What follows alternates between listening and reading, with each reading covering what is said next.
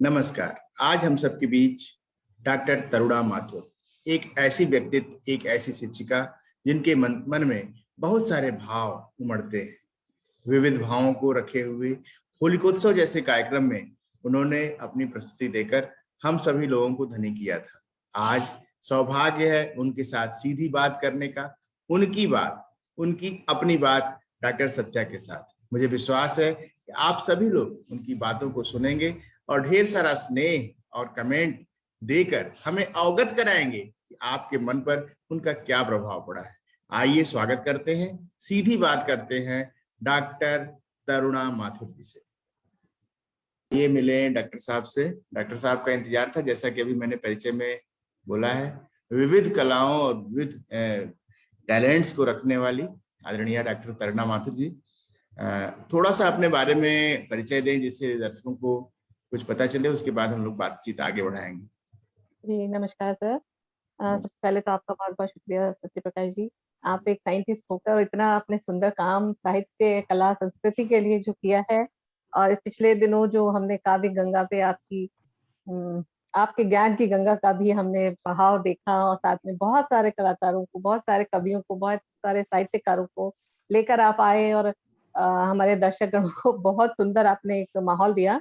तो आप उसके लिए साधुवाद के पात्र हैं और मेरी आपको बहुत ढेर सारी शुभकामनाएँ और ढेर थैंक यू, सारा धन्यवाद थैंक यू। बहुत कि बहुत मुझे जो अच्छा। मौका आपने मिला। 8 मिनट में या 18 मिनट आपने लिए थे काव्य गंगा में। मुझे लगता है 18 मिनट में आपने अपनी बात पूरी की थी और बहुत कम समय में। ये बहुत बड़ी गुण होता है, बहुत बड़ा। कम समय में कैसे हम अपनी पूरी बात रख देते हैं। एक रचना मुश्किल से आपने पढ़ी है, वह भी चेहरे के ऊपर, चेहरे, होली के रंग और चेहरे, और बहुत सारी बातें उसमें हैं। कंटेंट इतना है कि यदि आदमी विचार करे, उस पर जाए, सोचे, तो बहुत कुछ वो कविता कहती है। हम धन्यवाद देते हैं। आपने एक निवेदन पर, आकांक्षा के एक निर्देश पर, एक सजेशन पर आपने सहमति दी और इतने कम समय में हम लोग प्लान किए और एक कार्यक्रम में आपकी सहभागिता हो पाई। बहुत अच्छा।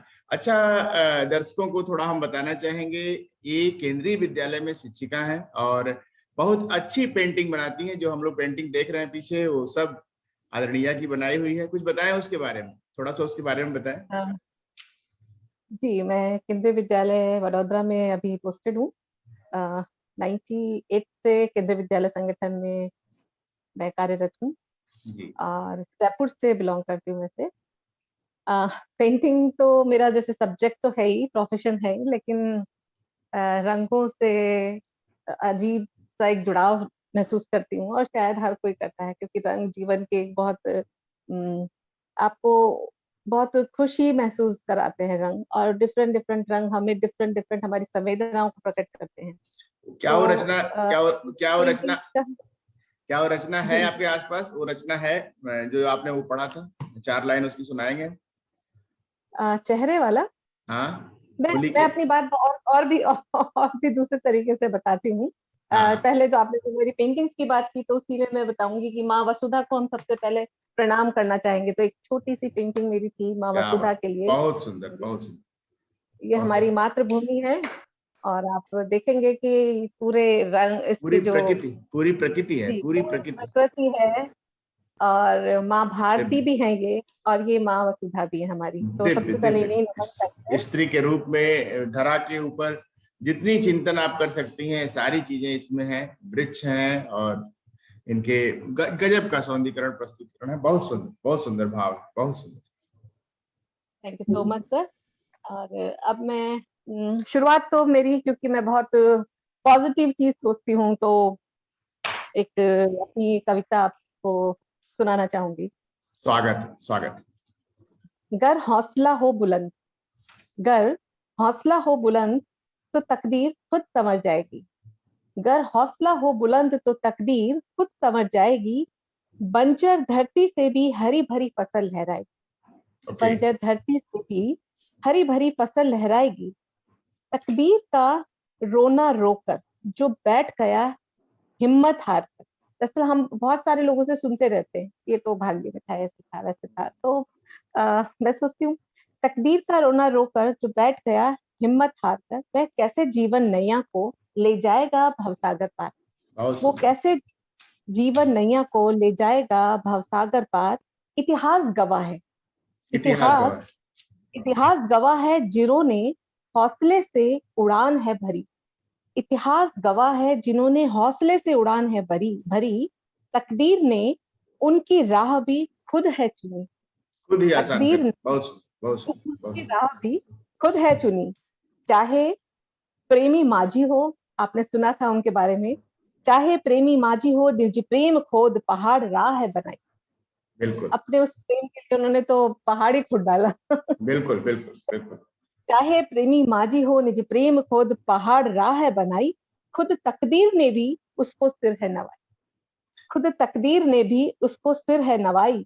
दांव पर जिसने खेला हौसलों का खेल, दांव ने जिस पर खेला हौसलों का खेल, तकदीर से उसे भी मिला तकदीर का मेल। बहुत सुंदर, बहुत सुंदर। तकदीर, तकदीर पर रोने वालों के लिए एक करारी चोट है। और जो लोग अपने ऊपर काम करते हैं, आत्मविश्वास से भरते जाते हैं, धीरे धीरे उनको अप्रिसिएशंस मिलते हैं। इसी फॉर्म में अप्रिसिएशंस मिलते हैं। देखिए, कुछ कुछ मेरी ही बातें आपने कविताओं के माध्यम से कहने की कोशिश की है ढेर सारे दर्शकों को, और जो मुझे देखते हैं लोग, शायद इस क्षण तक वो देखें तो उन्हें शायद ये बात सुनने को मिलेगी कि हम लोग जो बात लिख कर या पोस्ट करके भेजते हैं, वही ये कविता भी कह रही है। यदि आप कुछ भी करेंगे, कुछ भी छोटा मोटा प्रयास करेंगे, तो आप पाएंगे आप तकदीर का रोना रोकर बैठिए मत, चलें आगे बढ़ाएं। और बहुत सुंदर। आप तो सच में उसमें एक नींव का पत्थर आपने डाल ही दिया है। तो तकदीर खुद चलकर आपके पैरों के आगे झुक गई है। तो हम आपको वाकई बहुत अप्रिशिएट करते हैं सत्य प्रकाश जी। तो अब आगे आप पूछें कि मैं क्या आपको बताऊं। नहीं, मतलब ये वाली कविता पूरी हो गई, ये वाली कविता पूरी हो जी जी जी। गुड। सही समय पर हम्म। मैंने वो मतलब उसकी किया। लास्ट लाइन मैंने आप ही के ऊपर बोल दिया। बहुत अच्छा, बहुत अच्छा। इससे अच्छी बात नहीं हो सकती कि जो हम करें उसको अप्रिसिएट करने वाले लोग अपनी किताबों में, अपनी चीजों में उद्धृत करें। ये मेरे लिए बहुत बड़ा सौभाग्य है। खास तौर पर जब हम आपके राम मंदिर विषय पर कुछ सुनते हैं या पढ़ते हैं। आपने एक रचना शेयर की थी जिस पर कि राम मंदिर एक इशू है, जिसके ऊपर हम लोग काम किए, अभी इतने सालों बाद राम मंदिर का निर्माण हो पाया है। राम मंदिर हम लोगों की भावनाओं में, और खास तौर पर हिंदू समाज या भारतवंशियों के लिए एक मैटर ऑफ इंटरेस्ट था, एक मैटर ऑफ प्रेस्टीज था। कैसे हम लोग इतने दिनों तक इस चीज को झेल रहे हैं। उस पर जो आपकी कविता है, हम चाहेंगे कि इस कार्यक्रम के माध्यम से वह एक मैसेज दे सोसाइटी में, सोचने के लिए, पॉजिटिव थिंकिंग के लिए। कैसे ऐसे भाव रहे होंगे जब हम लोग इतना झेल रहे थे, उस समय की क्या कहानी थी, कृपया उसे सुनाएं, कृपया उसे सुनाएं। बिल्कुल, राम मंदिर तो हम सबकी आस्था का वो केंद्र है कि हम गर्व करते हैं कि हम हिंदुस्तानी हैं, और हमारी जो संस्कृति है वो कोई आज कल परसों की नहीं है। वो तो एक, जब से ये धरती बनी तब से ही हमारी संस्कृति है, और हम गर्व कर सकते हैं कि हम भारतीय हैं। और बिल्कुल भगवान राम जो इस धरती पर साक्षात इंसान रूप में आकर हमें कितनी सारी शिक्षा उन्होंने दे दी थी, हम बिल्कुल उनके लिए ही, उनकी ही जगह के लिए इतना मतलब झटपटाते रहे कि कैसे होगा, क्या होगा, क्या होगा। तो उसी उसी क्षण, उसी अंदर के मेरे द्वंद्व के साथ मैंने उस कविता को लिखा था। और ये दरअसल आप जैसे लोगों के लिए ही एक क्वेश्चन था, सच बताऊं तो। बिल्कुल बिल्कुल। अ, अयोध्या, अयोध्या एक अध्याय, अयोध्या एक अध्याय, जो भारत की नींव पर गढ़ा गया इतिहास, जो भारत की नींव पर गढ़ा गया इतिहास था। जब भी देखो उस पर सिर्फ श्रद्धा, जब भी देखो उस पर सिर्फ श्रद्धा और पूर्ण विश्वास। क्योंकि भारत के लोग अगर हम धार्मिक अपने आप को कहते हैं, तो भगवान राम के प्रति श्रद्धा और विश्वास तो कोई इसमें इफ एंड बट तो है ही नहीं। उस पर सिर्फ श्रद्धा और पूर्ण विश्वास। फिर फिर क्यों हुआ इतना इंतजार, फिर क्यों हुआ इतना इंतजार। अपने आराध्य को, अपने आराध्य को उसकी जमीन दिलाने में क्यों हम एक नहीं हो पाए, क्यों हम एक नहीं हो पाए, क्यों इतने सारे लोगों ने उसका विरोध भी किया। और श्री राम को, और श्री राम को वर्णनीय बना दिया कि हम सिर्फ उसकी वर्णन वर्णन वर्णन करें कि हाँ कोई थे, कोई थे, कोई थे। जो अवश्यंभावी थे, मतलब जिनके अस्तित्व पर हम कोई प्रश्न उठा ही नहीं सकते, जो अवश्यंभावी थे, जगत पालनहार, सबका पालन करने वाले, जो जगत पालनहार, उनके लिए हम इतने निराधार कैसे हो, जो खुद, सबूत जिसने हम खुद ने हम हमें सब बनाया। हम सबूत खोज हाँ, रहे थे, हम सबूत खोज रहे थे। हाँ, हम सबूत खोज रहे थे। हम इतने निराधार कैसे हो गए? जो घटनाएं घटित हुई, जो घटनाएं घटित हुई, वह तो सब संभव ही हुई ना, वे हम्म, सब तो संभव ही हुई थी। जो जन्मस्थली थी, वो वहीं तो सब हुई, जहाँ पे जहाँ वो पैदा हुए हैं, वहीं कितनी सारी घटनाएं हम सुनते हैं और आज बिल्कुल भी उसके छोटे छोटे सबूत है। छोटे साक्ष्य हमें मिलते रहते हैं। हम्म। जो घटनाएं घटित हुई, वह सब तो संभव ही वही हुई, जो जन्मभूमि रही मेरे श्री राम की। फिर क्यों, फिर क्यों कानूनी लड़ाई लड़नी पड़ी? फिर क्यों कानूनी लड़ाई लड़नी पड़ी? वह तो जगत पुरुष थे, वह तो बहुत जगत सुंदर, पुरुष थे। बहुत सुंदर। उन्हें कोई कैसे नकार सका? उन्हें कोई कैसे नकार सका? उन्हें कोई कैसे नकार सका?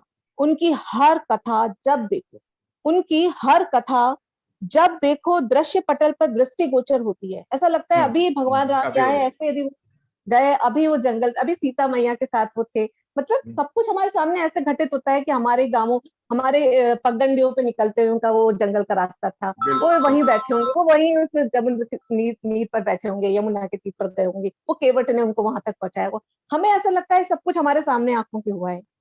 फिर कैसे हमने इतने सवाल उनके लिए खड़े कर दिए? फिर क्यों कानूनी लड़ाई लड़नी पड़ी? यह तो जगत पुरुष थे, उन्हें कोई कैसे नकार सका? उनकी हर कथा, उनकी हर कथा जब देखो दृश्य पटल पर दृष्टिगोचर होती है, उसमें शंका कैसे, उनके अस्तित्व पर प्रश्न कैसा? यह सब सब कुछ सामने तथ्यों से पूरित, तो कथा तथ्यहीन कैसे? मतलब हमें हर कुछ तथ्य मिल रहे हैं, फिर उनकी कथा को हम एकदम से कह देते हैं भगवान राम तो हुए ही नहीं थे। ये तो मतलब विडंबना है इस देश की। जी जी जी। क्यों संपूर्ण समाज, क्यों संपूर्ण समाज उस ब्रह्मांड की रचना करने वाले के लिए उठ खड़ा नहीं हुआ? क्यों नहीं उठ खड़े हुए थे हम? इतना वक्त हमने लगाया, इतने निर्लज पापी कैसे हुए हम? जो अंतर्यामी प्रभु, यह इस धरती के प्रथम पुरुष है, वो प्रथम पुरुष हैं। बिल्कुल। इस जो अंतर्यामी प्रभु इस धरती के प्रथम पुरुष हैं, यह कैसे हम भूल गए? यह कैसे हम भूल ये रचना हमें लगता है कि कुछ साल पहले की होगी। कितने साल पहले की है रचना? गए? ये रचना उस वक्त जब इस पर टीवी पे लगातार चर्चा आ जा रही थी, और मैं बहुत अंदर से ज्वलित हो गई थी कि मैं कैसे जाके बोलूं कि मेरे भगवान राम हैं, हाँ, कैसे बोलूं? बस ये बहुत उसी सुंदर, क्षण के बहुत लिए सुंदर। जब डेट पर डेट पड़ रही थी, जब बहुत मैं और व्यथित हुई। ढेर सारे लोगों के बीच में बार बार इस चीज का चिंतन मनन, और कहीं कहीं तो उनकी कुंडली निकाली जा रही थी, किसी राजा महाराजा के घराने से उनसे जोड़ा जा रहा था, सबूत खोजे जा रहे थे। उस समय एक कवि, एक साहित्यकार के मन में कैसे भाव उठने चाहिए या उठने, वो साफ साफ दिख रहा है कि हम किस चीज पे प्रश्न उठा रहे हैं, किस चीज के डिस्कस करने जा रहे हैं। यदि आप करोड़ों रुपए का न्यायालय बनाए हैं और लाखों रुपए पर मिनट खर्च होते हैं, वहां पर लोगों की कष्ट को सुनने के लिए, चीजों को सॉल्व करने के लिए फुर्सत नहीं है, सालों साल फाइलें दबी रहती हैं, वहां उस चीज पर डिस्कस करने के लिए आप कितना सारा समय दे रहे हैं, जो कि सार्वभौम सत्य है, जिसको सार्वभौम, नकारा नहीं जा सकता, जिस चीज को मतलब कोई इश्यू ही नहीं है डिस्कस करने का, सुनने का, समझने का इश्यू नहीं है। उस चीज पर आप इतना सारा वैल्यूएबल टाइम खर्च किए, किसी एक व्यक्ति के या किसी एक विचारक के छोटे से कोने में कि नहीं यही यही यही उसको करने के लिए। तो आप किस चीज पे प्रश्न उठा रहे थे, और तब ऐसी कविता पैदा होती है। अगर इसका हल, आज इसका हल नहीं समझ में आ रहा, अरे ये तो हो गया है, कोई बहुत बड़ी बात नहीं थी, लेकिन कितने सारे मन के साथ, संघर्ष के साथ कितना जीवन दिया गया है, तब ये बात हुई है। और ये चीज हो जाने वाली थी बात, ये एकदम अंडरस्टूड वाली बात थी।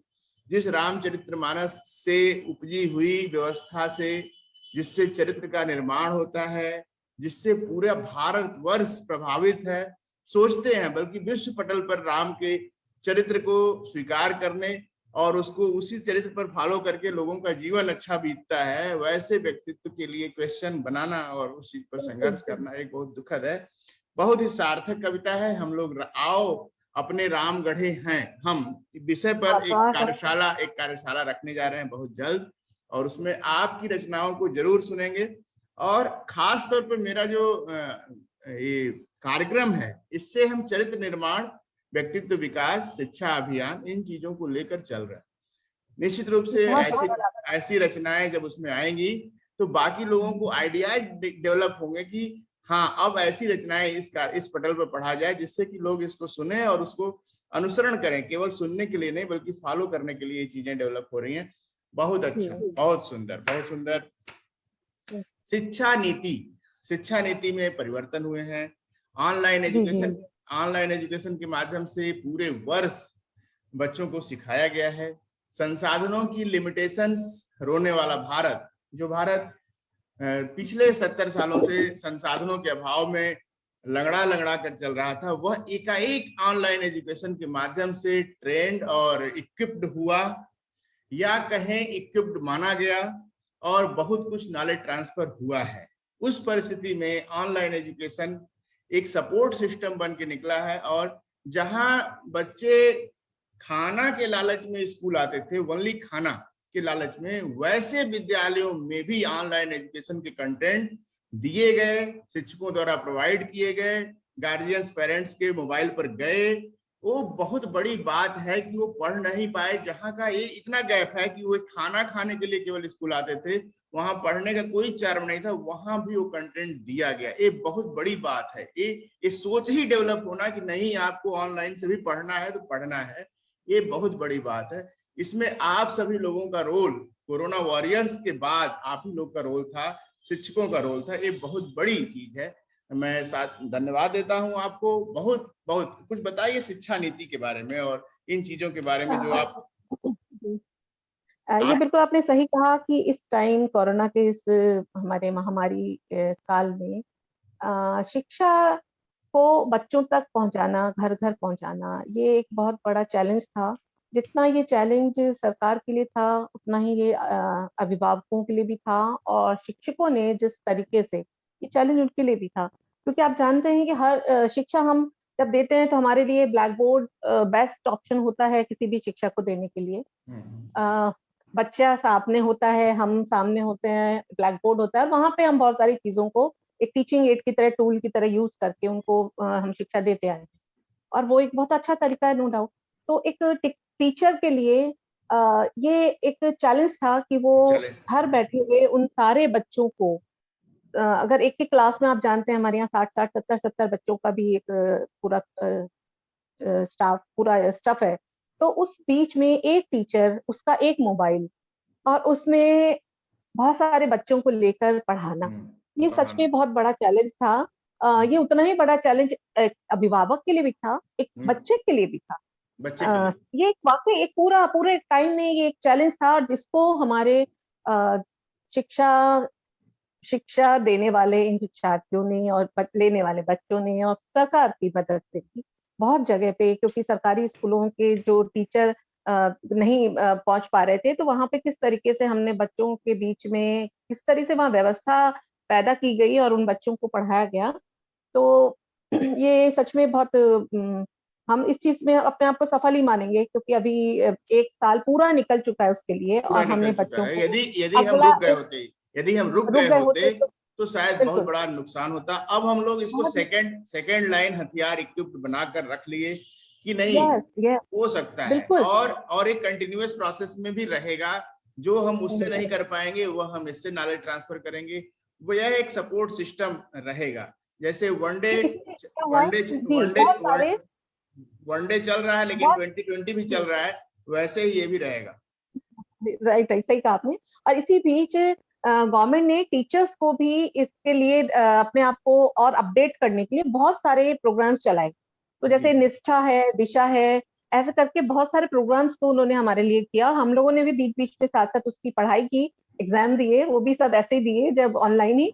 तो हम अपडेट भी रहे कि हमें बच्चों को किस तरीके से उनके स्ट्रेस को फ्री करके हमको उनके हर उस क्वेश्चन को भी, उस क्वेरी को भी हमें पूरा करना है और उन तक पहुंचना है। ये एक शिक्षा का एक नया रूप हमने देखा इन दिनों, और सभी इसमें मेरे बहुत सारे साथियों को मैं देखती हूँ। ये जरूर है कि थोड़ा सा आंखों पर हमें स्ट्रेस पड़ा है, हमारे नंबर सबके बढ़ गए हैं। हाँ, नंबर बढ़ गए हैं और स्ट्रेस बढ़ा है और बस बच्चों को टाइम टाइम ज्यादा खर्च होने लगा है शिक्षा के लिए। बिल्कुल, हम हमारा 24 हम आवर्स अब 24 आवर्स हम एंगेज बच्चों हैं। के साथ हैं।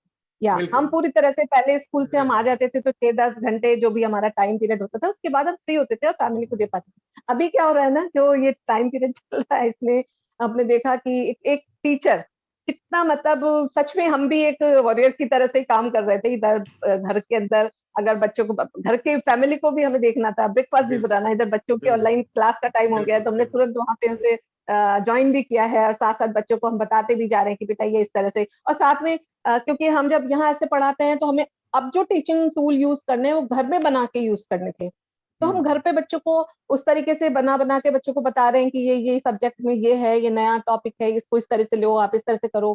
फिर बच्चों ने इवन एग्जाम्स भी ऑनलाइन हुए सारे, तो ऑनलाइन एग्जाम्स के अंदर जो हम क्लासरूम्स के अंदर बच्चों को वो बच्चा क्वेश्चन को अपलोड करके डाल रहा है, आंसर शीट को, वो एक टीचर के लिए चेक करना, वो अपने आप में एक बहुत बड़ा टारगेट था कि कैसे टाइमली क्लासरूम में से उस बच्चे की कॉपी को निकालना और एक एक पेज को ऐसे जूम को कर करके उसको पढ़ना और समझना क्या गलती है क्या नहीं है उस बाद में, क्योंकि पेरेंट्स फिर आपको, अच्छा पर्सनली हम लोग सबसे बहुत जुड़े। इस टाइम ऐसा भी हुआ कि तकरीबन हर टीचर हर पेरेंट के साथ पर्सनली बहुत जुड़ा बच्चे के भविष्य के लिए, कि उसको क्या समझ में आ रहा है क्या नहीं आ बिल्कुल। रहा है। बिल्कुल। तो बिल्कुल। बच्चा और टीचर एक एक मतलब एक पूरी फैमिली, हम पूरी फैमिली अ, बनी, पूरी जैसे कवि पूरी के साथ, फैमिली ज्यादा बने। जैसे या जैसे कवि के साथ कॉफी एक फैमिली बन चुकी है। उसमें बिल्कुल रोज बिल्कुल रोज मैसेज कन्वे होते हैं, रोज नॉलेज ट्रांसफर होता है और शायद पेन भी होता है, लेकिन फिर भी रिस्पॉन्स करते हैं कभी कभी। तो ये अच्छा है, यही ऑनलाइन टीचिंग है। मेरे कहने का कुल मतलब लुआब यही था कि एक हथियार बनकर उभरा, जिसमें या जो यात्रा हमारी 70 सालों में हुई थी, उसमें पिछले एक साल में हमने एक एक मेजर माइलस्टोन डेवलप किया है, वो भी एक नए तरीके का। यदि हम ढर्रे जी पर जी चलते रहते तो शायद इतनी इस लेवल तक पहुंचते पहुंचते हम लोगों को अभी कम से कम 20-25 साल और लग जाते। वो 20-25 साल का गैप, वो इक्विप्ड होकर और उस चीज को सोच पाना, उस टारगेट को, नए वाले टारगेट को डिसाइड करने में ये वाला साल हमें और मदद करने वाला। अब हमारी अपेक्षाएं टीचरों से बदल जाएंगी, हमारे पेरेंट्स से अपेक्षाएं हमारी बदल जाएंगी, हमारे स्टूडेंट्स से हमारी अपेक्षाएं बदल जाएंगी, सरकारों की अपेक्षाएं हम लोगों से बदल जाएंगी कि अब आप इतना तो जी कर ही जी ले रहे हैं, तो आप इसको और अच्छे से करिए। तो ये बिल्कुल होगा। बहुत सारी चीजें बदलने वाली है। पहले न हम लोग कर पाए थे इतना, न हम लोगों से इतनी अपेक्षाएं थी। तो वैसे ही अभी माइलस्टोन है, इसीलिए इस शिक्षा अभियान को हम लीड कर रहे हैं और चाहते हैं कि सारे लोग मिलकर इस ऑनलाइन को, जो टर्शियरी है, this is not secondary, Facebook is tertiary, social media utilisation for education is tertiary जी program, this is not original, but this also be equipped and being targeted, engaged with some knowledgeable people, जिससे कि लोग engaged रहे, tight रहे व्यवस्था और एकदम। बिल्कुल बिल्कुल ऐसा इसमें। और अभी एक चीज बहुत आपको मैं बताऊं सत्य प्रकाश जी, की जो टीचर्स अभी इन दिनों जब हम पढ़ा रहे थे तो बहुत सारी चीजों को हम यूट्यूब पर हमने खुद ने भी अपलोड किए, और बच्चे आपको हर विषय पर यूट्यूब में एक टीचर का मिल जाएगा आपको, क्योंकि उसने अपने आप को उस तरह से तैयार किया है और फिर वो अपलोड करके उसने डाला है, ताकि और भी बच्चे जो नहीं भी पढ़ा रहा है, वो That बच्चे is भी उसको देखें that is और उसके that is हेल्प करें, that और is साथ में एक टीचर भी एक free दूसरे की हेल्प free कर सके। free edu Yes, goal, free edu goal, right. that is the name, free edu goal, that is the name, जिसके लिए मैंने ये नाम दिया है। 2022 तक अगर हम लोग इसी तरह से, हमारे सारे टीचर जो हमारे यूनिवर्सिटीज के हैं, जो हमारे कॉलेजेस के हैं, जो हमारे प्राइमरी एजुकेशन के हैं, अगर वे अपना नॉलेज ट्रांसफर सोशल मीडिया पर ऐसे ही करते रहे, there is no need of major editing, there is no need to edit, just you have to share your knowledge, then पूरी तरह से फ्री एडुगोल हो जाएगा। 2022 तक इतना सारा नॉलेज ट्रांसफर होगा। बहुत सारे टीचर हैं हमारे यहाँ, तो एक कक्षा 5 का विद्यार्थी भी शिक्षक है, यदि वो कक्षा 3 तक के कंटेंट को डेवलप करके दे रहा है तो उससे वो नॉलेज ट्रांसफर होता जाएगा और ये पूरा एजुकेशन सिस्टम रिवाइज हो जाएगा। मुझे बहुत अच्छा बिल्कुल लगा कि उस उस बातचीत में हम लोग उस लेवल तक पहुंच पाए जिसमें हम इस प्रोग्राम को थोड़ा सा एक लेवल समझा पाए हैं। बहुत खुशी जी हुई, जी। बहुत खुशी हुई। अच्छा, आपको ढेर सारे अवार्ड भी मिले हैं आपके अपने व्यक्तित्व के कारण, आपके कामों के कारण, जरा उसके बारे में हमें बताएं जिससे कि हम दर्शकों को बता सकें कि हम किसके साथ बैठे हैं। जी सर, मैं आपको बताया जैसे कि मैं केंद्रीय विद्यालय में तो हुई, लेकिन उससे पहले जो मेरी एजुकेशन हुई है वो जयपुर से हुई, शासन यूनिवर्सिटी से। और मैंने जब अपना ग्रेजुएशन किया उसमें राजस्थान से टोटल 50 स्टूडेंट्स को, टॉप जो 50 ग्रेजुएशन में होते थे उनको वो स्कॉलरशिप मिलती थी, जो टॉप 50 होते थे। तो मेरी उस टाइम 43 रैंक थी, तो मुझे 120 रुपीज पर मंथ मिला करते थे। मेरा रिवॉर्ड था वो। और पापा ने बहुत मुझे बड़ी वो बात, बहुत बड़ी बात, बहुत बैंक बड़ी अकाउंट बात, खोला था, तो छोटे थे बहुत तो वो बड़ी डाल बात। दिया था।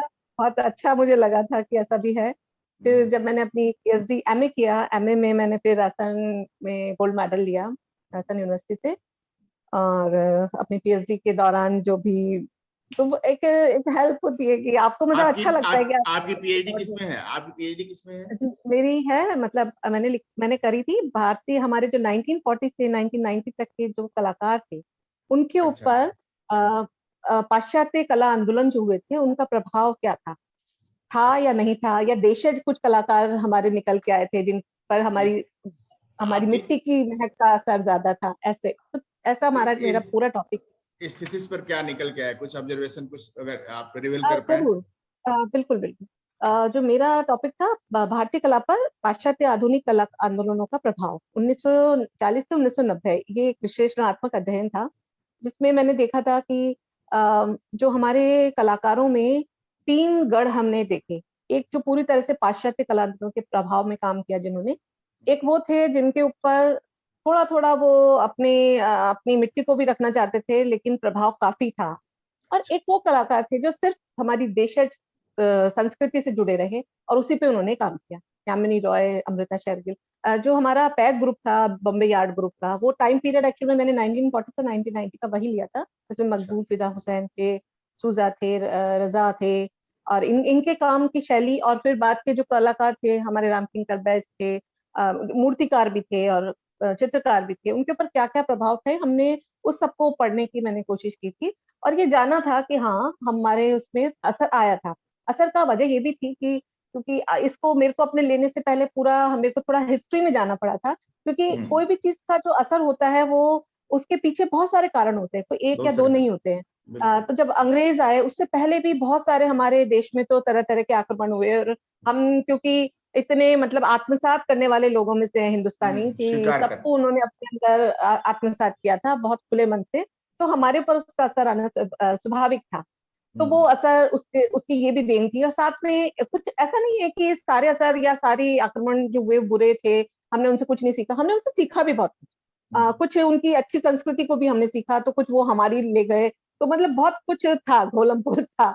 लेकिन हम क्योंकि सीखने में हमेशा से ही आगे रहे हैं तो हमने बहुत कुछ सीखा। और एक आपको बहुत मजेदार बात बताऊं कि जो अंग्रेज आए थे, हम अंग्रेजों का आज चाहे कुछ भी कह लें, लेकिन उनका एक एक तरफ आना हमारे को एक बहुत अच्छी ये चीज रही कि हम पाश्चात्य लोगों को जान पाए, क्योंकि उन्होंने हमको अंग्रेजी पढ़ाना शुरू किया अपने फायदे के लिए, क्योंकि वो हमारे को एक वो अपनी फौज यूज। रेडी करना चाहते थे बिल्कुल। अपने देश को चलाने के लिए। लेकिन हुआ हम्म। क्या कि उन्होंने तो ये अपने फायदे के लिए किया, लेकिन हमारे लोगों ने उसे अपने फायदे के लिए इस्तेमाल कर लिया। और आजादी की जो लड़ाई थी वो उसका एक बहुत बड़ा, मतलब समझ लीजिए एक हमने मतलब उनकी शिक्षा को लेकर आजादी के लिए हम लोग एक मजबूत उस पे खड़े हो गए, क्योंकि हम जाना कि बाहर के जो कंट्रीज में क्या क्या हो रहा था, क्योंकि हमारे बहुत सारे लोग बाहर गए, हमें बहुत सारे बाहर की पढ़ाई को हमने जाना, बुक्स हम इंग्लिश बुक्स को हम पढ़ना सीख गए थे, तो हम जान पाए कि हमारे भारत देश में क्या हो रहा था। और फिर हमने किस तरह से अपने देश को आजाद कराया, ये सब आप सब लोग जानते हैं, कितने देखिए सारे लोगों ने कितनी इसमें सारी, कितनी बढ़ चढ़ सारी के बात, हिस्सा लिया। कितनी सारी हाँ बातें निकल के आई आपकी थीसिस से, आपकी थीसिस पे बात करने से। ऐसे ही हम लोग जब अपनी पुरानी जो हमारी अचीवमेंट है उसके साथ बैठते हैं, बात करते हैं, तो उसी के माध्यम से बहुत सारी चीजें हम सोसाइटी को दे पाते हैं। डॉक्टर सत्या मीट का यही उपयोग है, आपके व्यक्तित्व से ढेर सारे लोगों को ऐसे ही जो कुछ नॉलेज ट्रांसफर कर सकें, बता सकें, समझा सकें।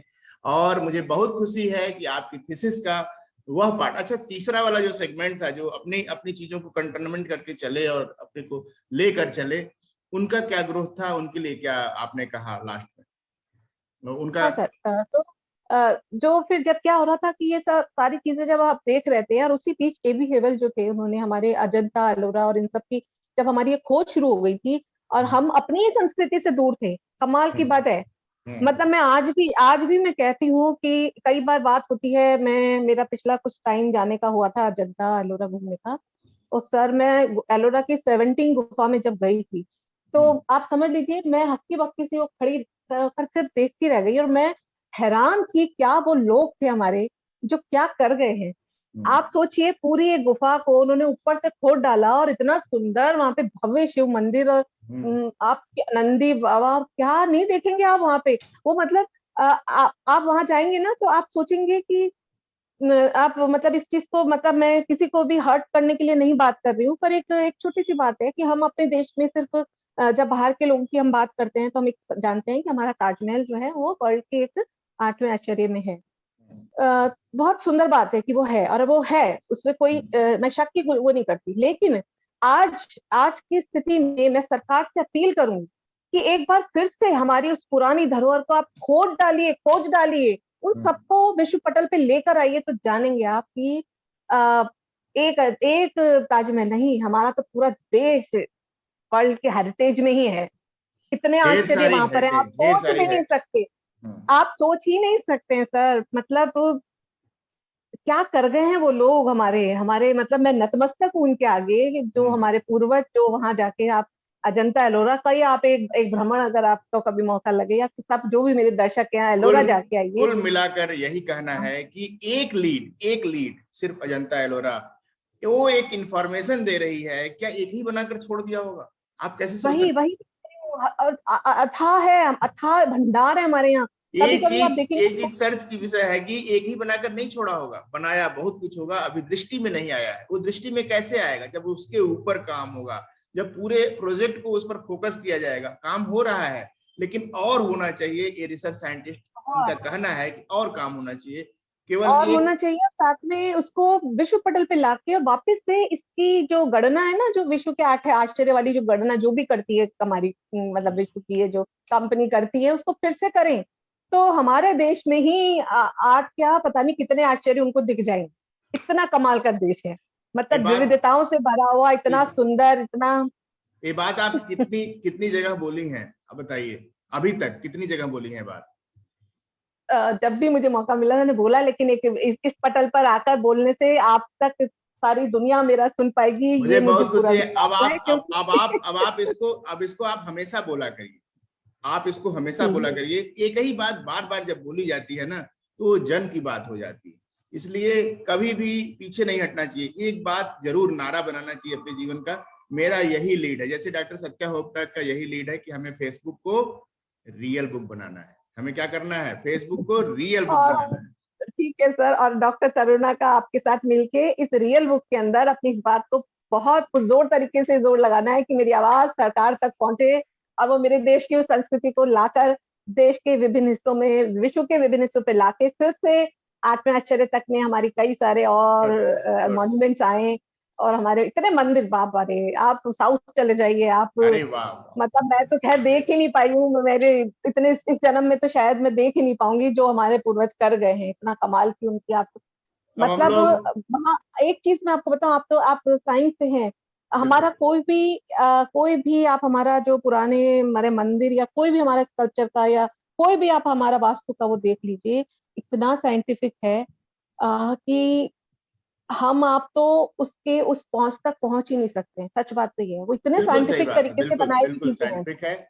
और बहुत लंबे समय से वो लीड डेवलप है, वो उस पर काम हुआ है। और बीच में कुछ ऐसे सेगमेंट पूरे के पूरे दशक आए हैं जो पूरा का पूरा टेन्योर पूरी तरह से उनको तहस नहस भी किया है। इससे माइंडसेट तहस नहस सिर्फ वही चीज नहीं हुई है, पूरा समाज तहस नहस हुआ है, उसका प्रभाव पड़ा है। लोगों की सोच और उनकी विचारधारा बदली है। आगे की पीढ़ियां बदल गई, उनकी सोच बदल गई, उनकी रिक्वायरमेंट बदल गई, उनकी अपेक्षाएं बदल गई। इसलिए फिर उन पर काम नहीं हुआ। लेकिन वे लीड इससे करती हैं, बताती हैं कि वहां अथाह चिंतन है, अथाह मनन है। There are so many scientific leads there.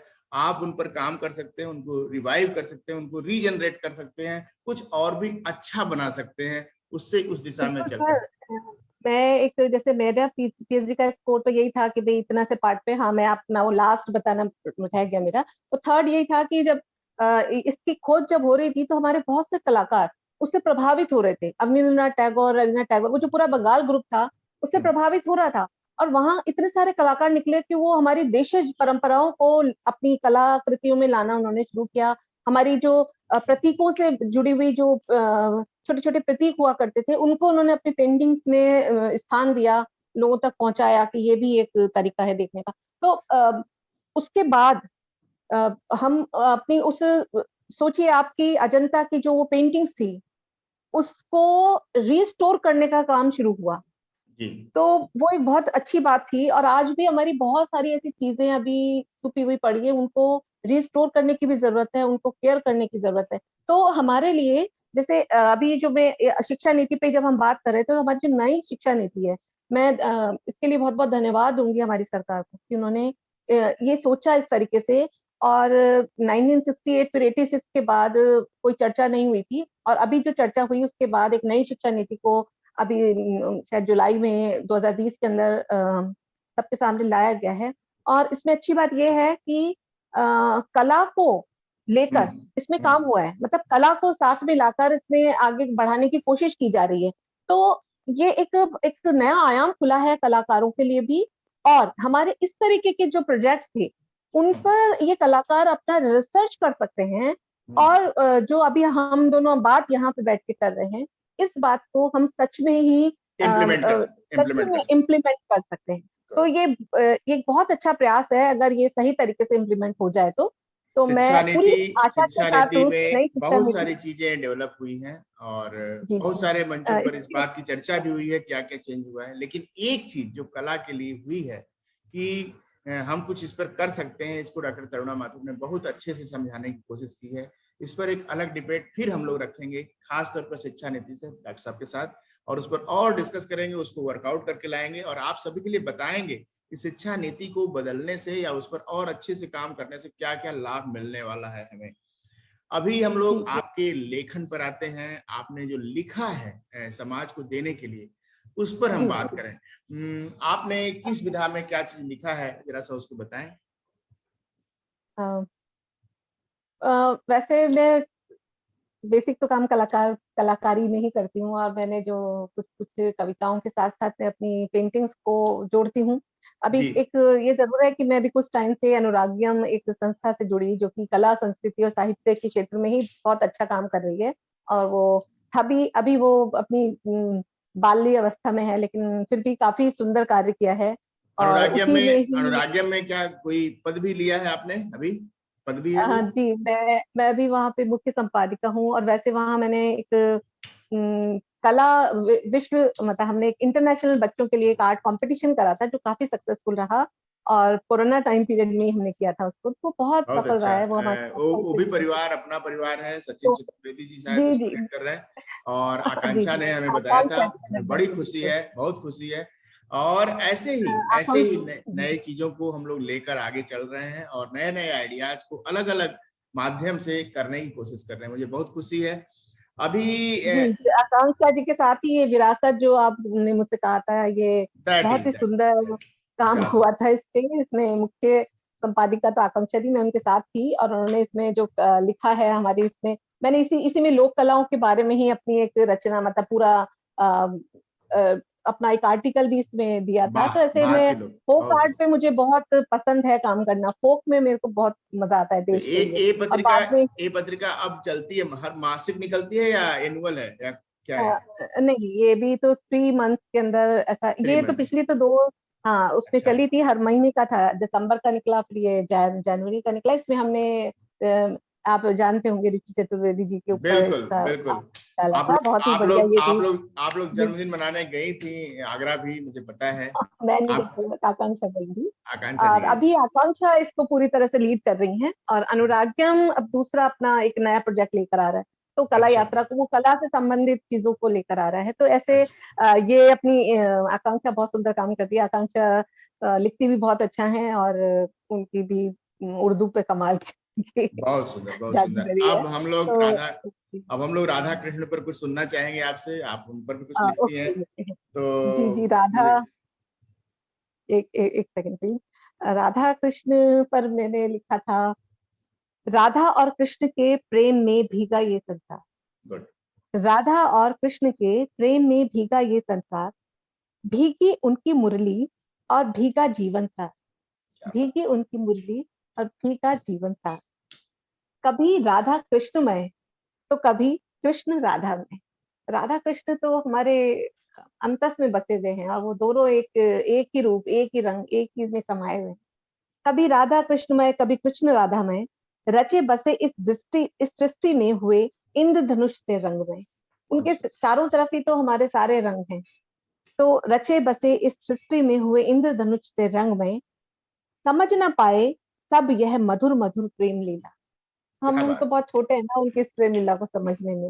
बिल्कुल। समझ ना पाए सब यह मधुर मधुर प्रेम लीला, कहीं गोपियों के संग कान्हा रचाए रास लीला।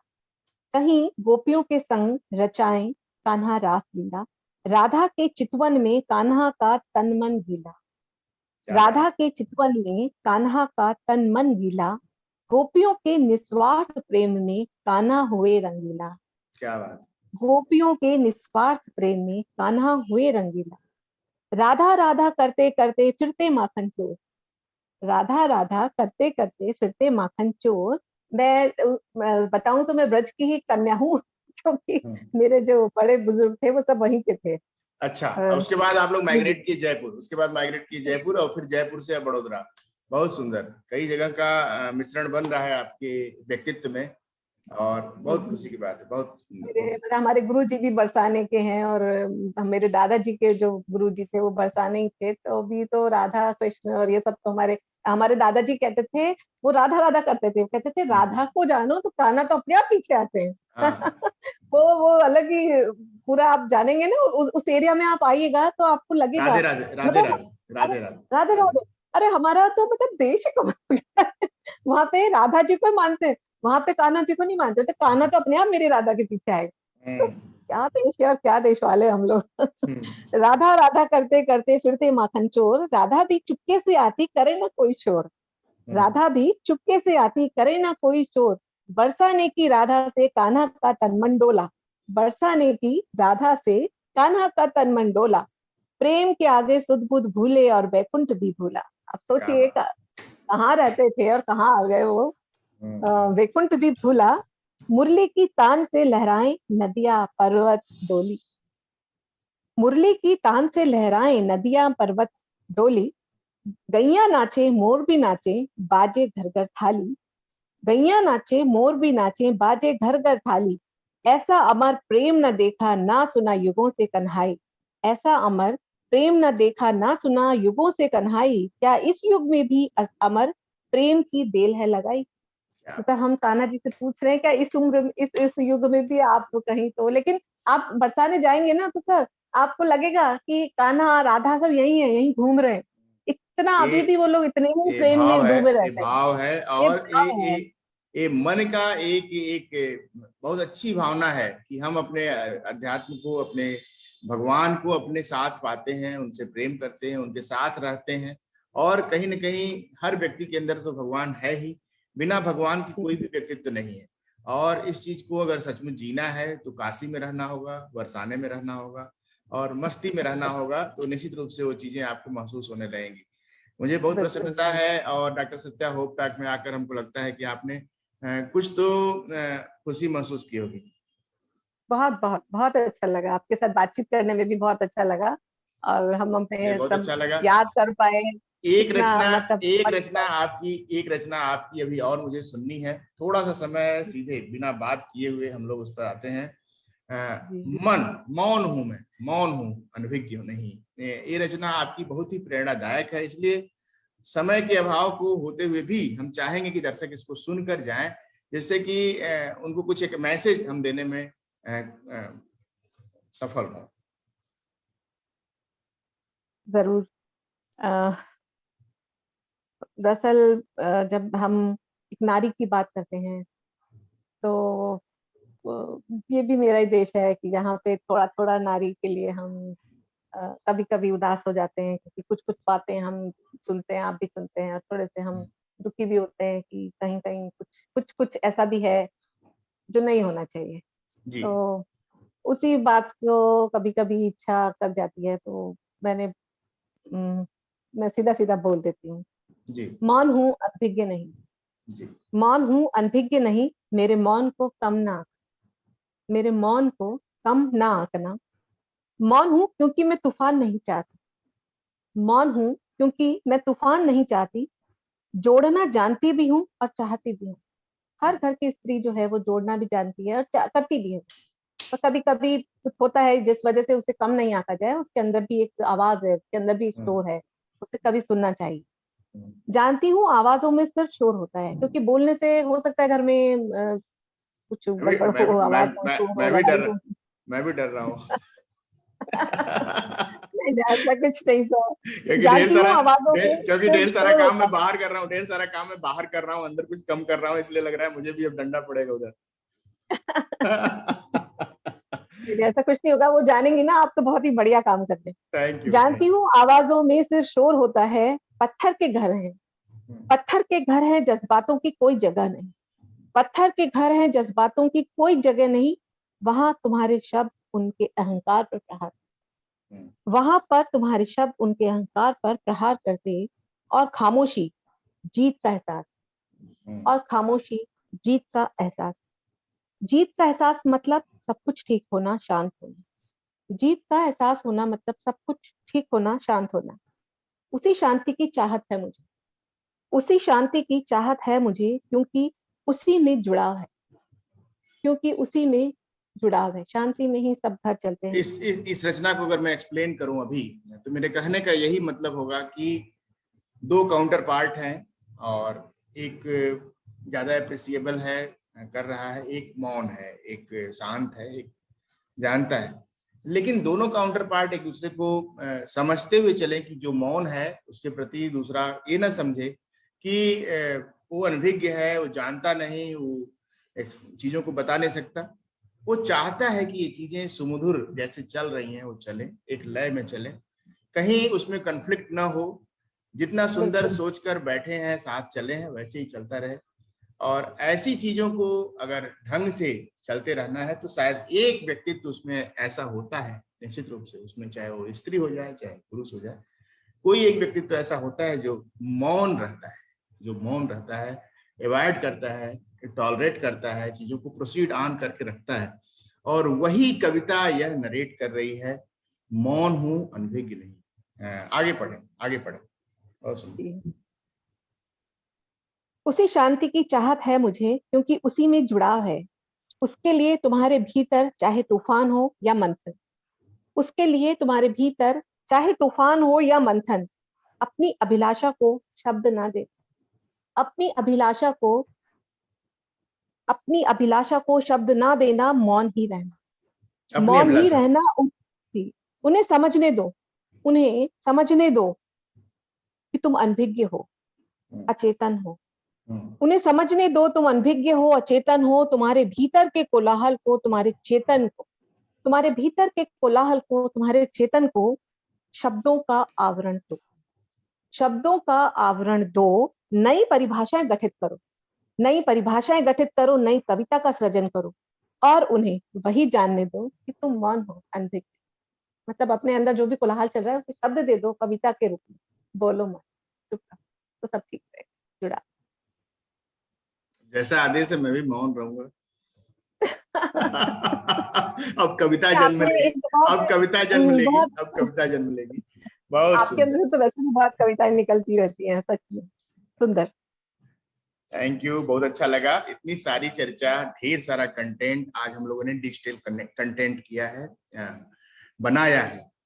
ये हम लोग अपने ऊपर काम किए हैं। अगर हम लोग देखें तो व्यूअर्स के लिए एक मैसेज, हमारे अपने व्यक्तित्व का एक प्रतिरूप यहाँ पटल पर, और समाज के सामने एक नई विधा बातचीत करके चीजों को सामने रखना, और बहुत ही आसान तरीके से। कहीं कोई बहुत बड़ा सिस्टम नहीं है, कहीं सब लोग अपने घर में हैं। ऑनलाइन एजुकेशन का इतना बड़ा फायदा ये मिला है इस चीज को हम लोग करके एक ऐसा डेवलपमेंट किए हैं जिससे कि एक घर बैठे चीजों को एक मैसेज दे सकते हैं, अपने व्यक्तित्व पर भी काम कर सकते हैं, अपने नए नए प्रोजेक्ट सोच सकते हैं, और डिजिटल कंटेंट क्रिएट कर देने से हमेशा के लिए एवर लास्टिंग हो गया। अब ये इससे बहुत सारी चीजें निकलेंगी। मेरी बात जो ये यहाँ तक सुनेगा वह निश्चित रूप से इस बात को समझ पाएगा कि इस वैल्यू क्या है, वैल्यू ट्रांसफर क्या हो रही है, किसके लिए यह बात कही जा रही है, और क्या महत्व है इस तरह के टॉक शो का, जिसमें हम लोग अपने चीजों को बताते हैं, समझाते हैं, नरेट करते हैं, अपनी बात कहते हैं, अपने ऊपर काम करते हैं, वह बताते हैं, जिससे अगली बार जब हम आए तो आप हमें दूसरे रूप में पाएं, हमारी क्षमताओं को देखें, आप बढ़ते हुए देखें हमारी क्षमताओं को, आप यह देखें कि यह ए थे, अब ए हैं, अब ए हैं, आप देखें आप काम भी कर सकते हैं, आप हमारे साथ मिलकर काम भी कर सकते हैं, ये आपके ऊपर है, आप कब अपनी शुरुआत करते हैं। ऐसे सभी लोगों को, जितने भी व्यूअर्स यहाँ तक देखे हैं, उनको स्वागत है। हमारे नंबर पर आप कांटेक्ट करिए, आपको ऐसे ही बैठकर बात करने का मौका मिलेगा डॉक्टर सत्या होप टॉक में। मुझे विश्वास है कि आप हमारे डॉक्टर साहब को सुने होंगे और आपको अच्छा लगा होगा, बहुत सारा नया चीज समझने वाली, करने वाली, सीखने वाली, अनुपयोग, उपयोग और कविताएं भी, ढेर सारी कविताएं। इसी के साथ मैं धन्यवाद देता हूं आदरणीय को। आप अपने कुछ कहकर उसके बाद हम लोग विदा लें। सच में आपने जो भी बात कही कि एक डिजिटल प्लेटफॉर्म पर हम अपने आप को किस तरह से प्रस्तुत कर सकते हैं, और नई नई चीजें हमें करने को बहुत सारा कुछ मिल रहा है। हम क्यों हतोत्साहित हुए कि हम इस टाइम पीरियड में घर में हैं और या नहीं कर पा रहे हैं, या बहुत खुल के सामने नहीं आ पा रहे हैं, ऐसा नहीं है। डॉक्टर सत्या जैसे हमारे साथ हमको इसमें मौका दे रहे हैं, तो आप लोग भी आइए और इनके इस बहुत सुंदर इस जो काव्य की गंगा नहीं, ज्ञान की जो ये गंगा बहाना जा रहे हैं, जो बच्चों के बीच भी ये नए नए प्रोग्राम्स, प्रोजेक्ट्स लेकर आ रहे हैं, उसमें सभी आप जुड़िए तो अच्छा लगेगा। और ये सफल भी तभी होगा जब हम सब मिलके सत्या जी का साथ दें, और इस देश की सभ्यता, संस्कृति को हम अपने नए नवांकुरों के सामने प्रस्तुत करें, क्योंकि उनको बहुत सारी चीजों से वो अनभिज्ञ हैं। और ये हमारी एक तरह से हमारी ये मॉरल ड्यूटी है कि हम अपने आने भविष्य के जो हमारे कर्णधार हैं उन तक अपने देश की सभ्यता, संस्कृति और कला को लेकर बताएं कि हमारा देश क्या है, क्या कितना खूबसूरत, कितना पावन, कितना पवित्र, कितना इस पूरी सृष्टि का सबसे खूबसूरत, सबसे पहला कर्णधार है एक्चुअल में पूरे विश्व के लिए।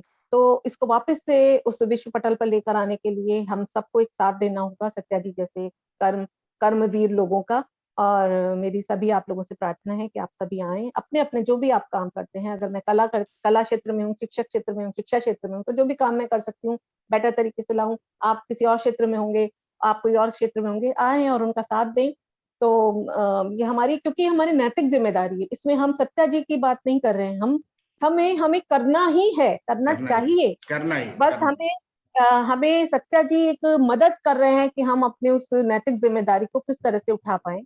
तो मेरी उम्मीद है कि सत्या जी जिस तरह से काम कर रहे हैं हम इनका साथ दें। ऐसे ही जैसे मैं अनुराग्यम में सचिन चतुर्वेदी जी का साथ देने के लिए आ गया कि वो भी ये इसी तरीके की एक अच्छी काम में लग रहे हैं, आकांक्षा अपना काम में। ऐसे हम बहुत सारे ऐसे लोगों के साथ जुड़ रहे हैं इन दिनों, जो कि बहुत सुंदर काम कर रहे हैं और देश की सभ्यता, संस्कृति को सामने लाने की पूरी कोशिश कर रहे हैं और एक नया प्लेटफॉर्म दे रहे हैं आप जैसे लोगों को। तो प्लीज आइए और जुड़िए। और सत्या जी को मैं बहुत बहुत बहुत बहुत बधाई के पात्र हैं, बहुत बहुत धन्यवाद देना चाहूंगी। और आपके साथ हम कंधे से कंधा मिला के खड़े हैं। इसी अपनी बात को रखते हुए मैं अपनी बात का समापन करती हूँ। Thank you so much. Thank you.